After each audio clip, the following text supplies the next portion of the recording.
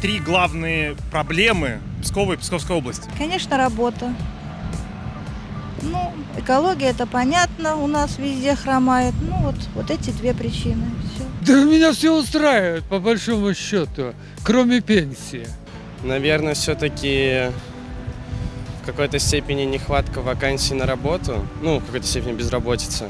Самая низкая заработная плата можно сказать, на всем северо-западе, где только можно.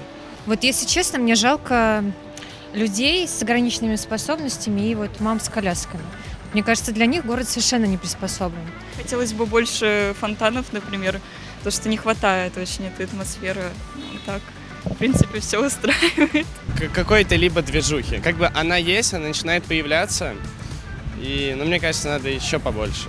Особых проблем у нас, есть, они везде есть, во всей России есть. Какие бы они ни были, они благополучно устраняются и благополучно находят какие-то пути решения наши. Вы говорите как чиновник.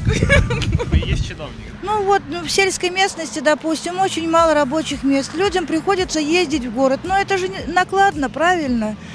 Куда идти бедным, как говорится? В лес, в болото. Проблемы везде. И в пенсионном фонде такие проблемы. Это Путин приехал. Они сразу выдали мне сколько положено. Нужно, чтобы Путин каждый месяц приезжал. Да хоть живет тут пусть.